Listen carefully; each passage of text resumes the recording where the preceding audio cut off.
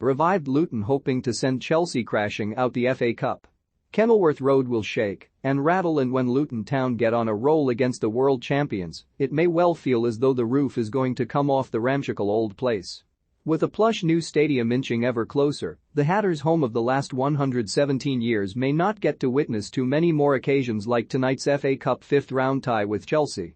Then again, such has been Luton's astonishing rise from the brink of oblivion to the cusp of the Premier League in the past decade, you wouldn't rule out such illustrious visitors calling more frequently next season.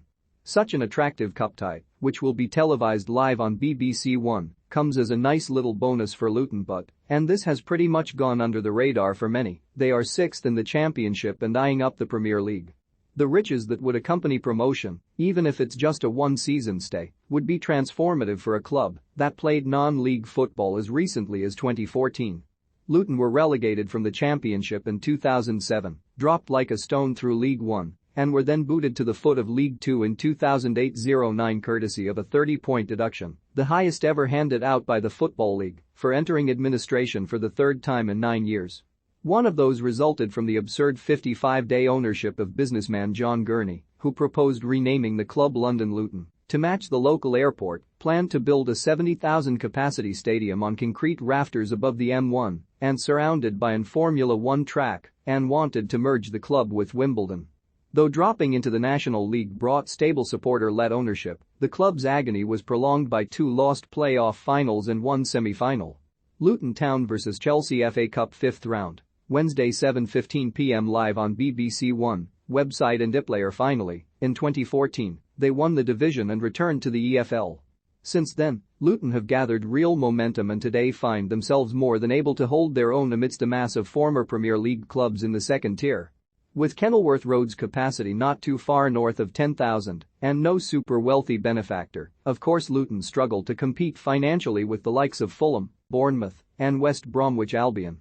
Events such as paying £1.5 million for Croatian goalkeeper Simon Sluga in July 2019 are big news because that represents a club record fee paid.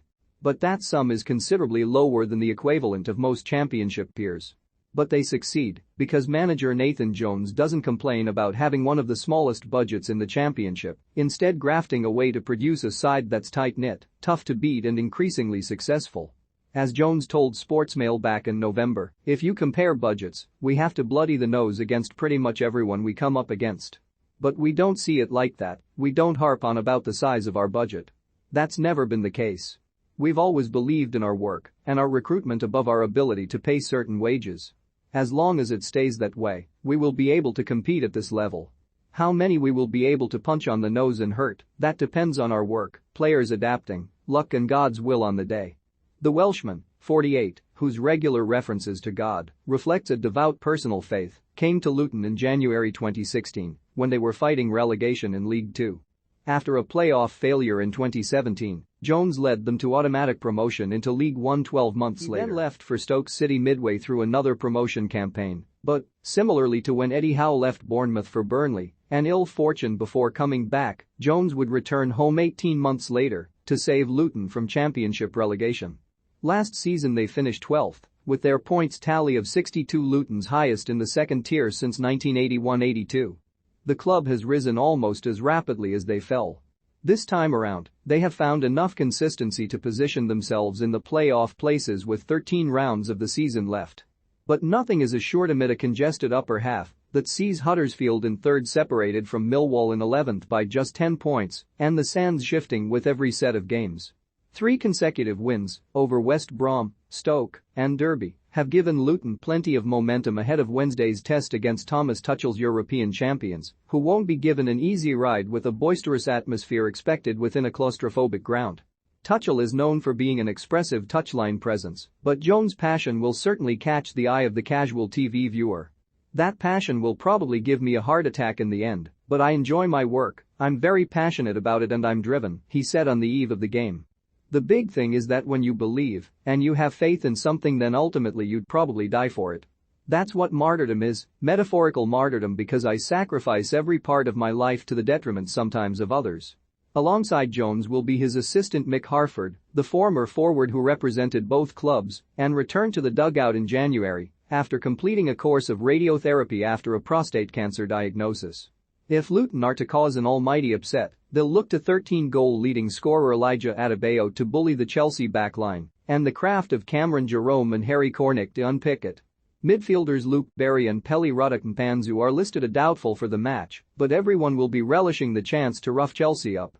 It will fall to the likes of Callum Alsmith, Reece Burke and Tom Lockyer to keep Romelu Lukaku, Timo Werner and company quiet. The two sides actually met in the FA Cup at Stamford Bridge last season, with Chelsea winning their fourth-round tie 3-1.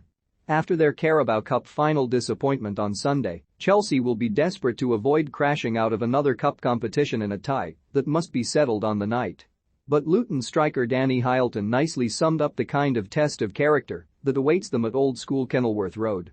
It's hostile, it's not nice. The fans will be loud, the dressing rooms will not be something Chelsea are used to, he said. They're tight and cold, very wooden. Not nice at all. At Luton we love it, but we can see why others don't. We will enjoy kicking them and getting amongst them. We will do everything they don't want and make it nasty. N'Golo Kante will be quaking in his boots.